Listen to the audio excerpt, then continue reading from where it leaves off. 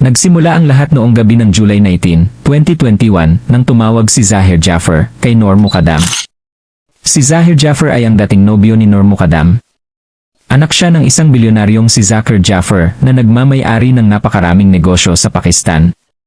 Matagal nang magkakilala ang dalawa at palagi niyang dinidiktahan si Noor sa maraming bagay tulad ng pananamit at kung sino ang mga dapat samahan maging sa mga dapat niyang puntahan.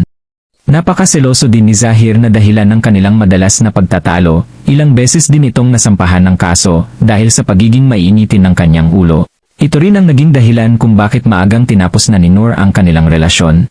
Pagtawag ni Zahir kay Noor, gusto raw niyang mag-usap sila ng personal upang magkaayos at magbalikan. Nung una ayaw pumayag ni Noor, subalit nagmakaawa si Zahir, sinabi nitong luluwas na siya kinabukasan patungong US upang doon na manirahan. Dahil sa kabaitan ni Noor, pumayag siyang makipagkita sa dating kasintahan.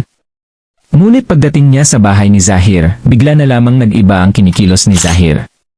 May mga ulat na siya ay may problema sa pag-ugali, madalas maglasing at mainitin ang ulo. Sa mga CCTV footage ng kapitbahay, makikitang ilang beses tumakbo si Noor palabas ng gate, nakayapak umiiyak habang humihingi ng tulong. Ngunit hindi siya pinayagang lumabas ng mga gwardiya ni Zahir bagkus hinila siyang pabalik. Patungo kay Zahir. Kinabukasan, July 20, 2021, nakatanggap ang pulisya ng tawag mula sa bahay ni Zahir. At nang pasukin nila ito, tumambad ang katawan ni Noor Mukadam habang naliligo sa sariling dugo. Wala ng buhay at nakahiwalay na ang kanyang katawan sa kanyang ulo. Ang mga kasambahay at gwardiya doon ay tikom ang bibig dulot ng sobrang takot. Samantalang si Zahir basang-basa ng dugo na nagmula kay Noor Mukadam. Agad na nahuli si Zahir Jaffer sa mismong pinangyarihan ng krimen.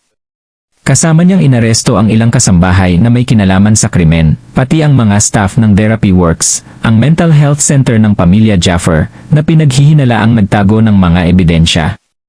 Ang mga larawan ng pag-aresto ay kumalat sa social media.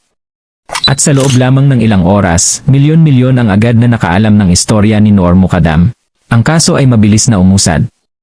Noong Pebrero 24, 2022, napatunayang guilty si Zahir Jaffer at hinatulan ng death penalty. Ang dalawang kasambahay, si Iqbal at Jamil, ay sinentensyahan din ng habambuhay na pagkakakulong.